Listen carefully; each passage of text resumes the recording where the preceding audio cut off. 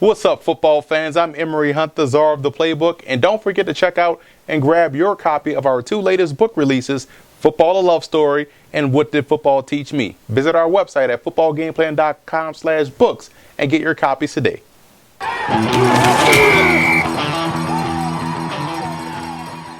Welcome to NFL Game Plan. I'm Emory Hunt, the czar of the playbook, bringing you our breakdown of the Atlanta Falcons as they travel to East Rutherford to take on the New York Giants. And we're going to break this game down in only a way Football Game Plan can, by bringing you our keys to victory, coaching points, X factors, whiteboard workouts, film session, and even fantasy football advice. But first, we're going to get this video kicked off by taking a look at my keys to victory.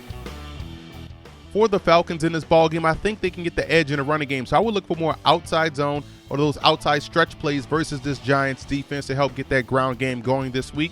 And defensively, it's best on best versus Odell Beckham, whether that's Desmond Trufant or whether you think Robert Alford has the quickest feet and it could match up well versus Odell Beckham. Put your best guy on him throughout the course of this ball game. And I think the Falcons have to play winning special teams. A guy like Dwayne Harris could help the Giants get a short field. You can't allow him to shake free in the kickoff return and punt return department.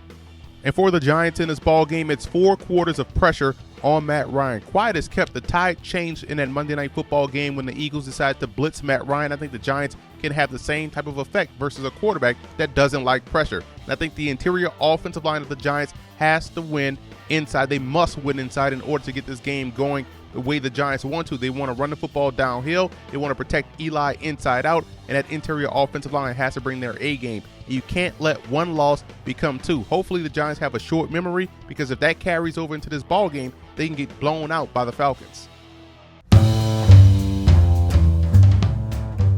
Like I mentioned in the preview video, the Atlanta Falcons defense will be much improved in 2015. And if I'm the New York Giants, I have to change up the launch pad spots for Eli Manning in this matchup. And I'm going to show you how they can do so, getting him out on the edge on a sprint out and taking advantage of what they have in their personnel at wide receiver. I'm going to show you what I'm talking about here. You see what we have drawn up, your bunch set, tight bunch set with the tight end on the closed side. And we have Ruben Randle on the inside. Jeremy Davis, I like, if it were me, as the third wide receiver until Victor Cruz returns, because I like his size and I like his aggressiveness once the football is in the air. He'll tackle football better, in my opinion, than Preston Parker. And I put Odell Beckham Jr.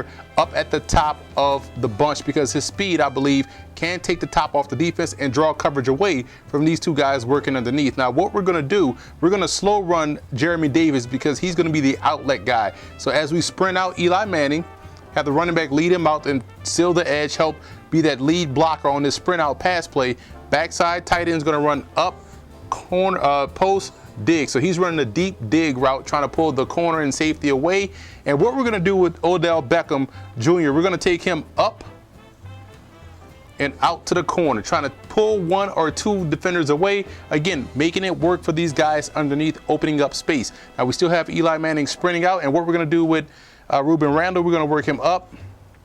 He's going to run an out route, a deeper out route than what we normally see a guy run coming off the inside part of the bunch. And what we're doing with Jeremy Davis, we're going to bring him in, up, and out. So you're going to go work deep to short on this. 1, 2, 3. So as Eli Manning gets here, 3 should be clearing, and that's where he can dump the football off too. But he's going to check deep to short. This is a clear out route. You know, unless he has time to set up and find this backside tight end, I doubt it, then yes, go here. But otherwise, you're working 1, 2, 3, check down. If not, take it, run it for a minimal gain, 2 yards or a 3-yard gain. But this is one way they can move Eli Manning off the spot versus Atlanta and help neutralize that Falcons pressure.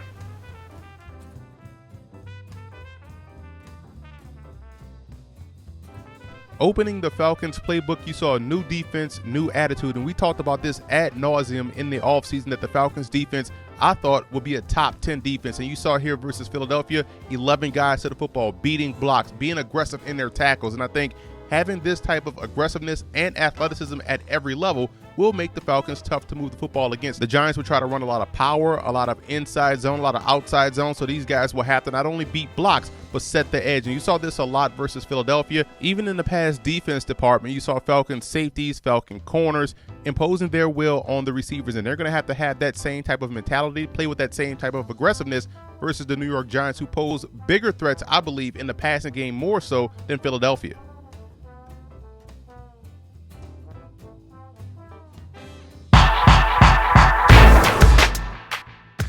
my X factor for the Atlanta Falcons is Julio Jones. They did an excellent job of scheming him to keep him from getting jammed at the line of scrimmage. He's a big receiver, so he's hard to jam anyway.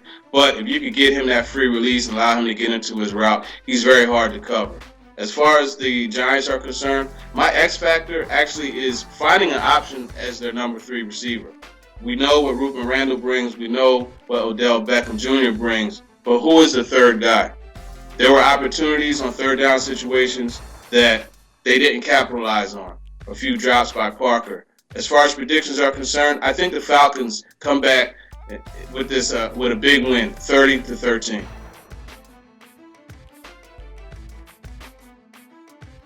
Wow, the Giants lost a heartbreaker with some bad decisions and some bad things going on. While the Falcons, who we did say would have an improved defense, showed up. Expect the same trend to happen.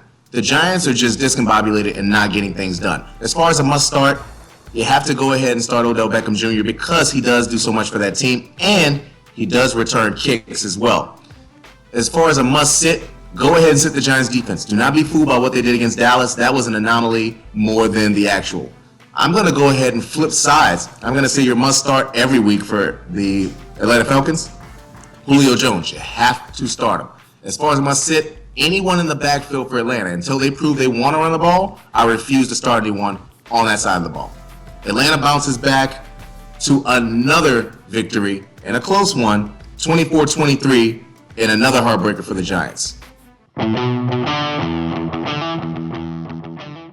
I like the Falcons in this ball game. I do think the Giants defense and their offense will do a great job in moving the football against Atlanta. I do think they'll have some success early on in the ball game, but ultimately that Falcons defensive pressure and what they have in the secondary will keep the Giants at bay, force field goals instead of touchdowns. So I like Atlanta to knock off the Giants in East Rutherford. And as you recap our picks, we're all on the same page. Gene is on a scouting assignment, so he couldn't be in the video, but he did send us his pick, which was Atlanta. And I also want to give a huge shout out to the Falcon fan forums and Giant fan forums for always showing football game plan support.